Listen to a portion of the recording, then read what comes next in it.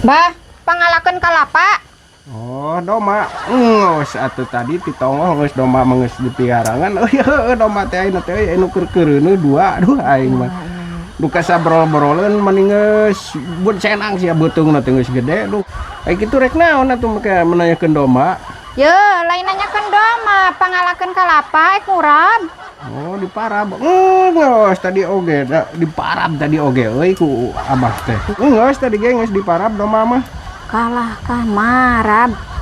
Ya kitu rek kumaha make jeung tatanya rek marab maneh teh kunaon? Ye, lain tatanya rek marab ye. Arek murab daun sampe pangalakeun kalapa ek murab. Agok sakitu mah kudu dikatongohkeun mah.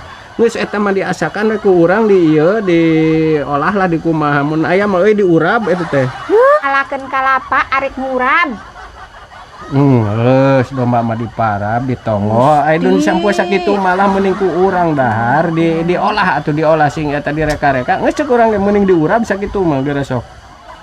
Diurab ieu pangalakeun kalapa ek murab. Geus domba mah geus diparab ditongo mah geus eta mah jig-jig diasakan di kumaha urang mun aya mah euy diurab eta teh ngeunah.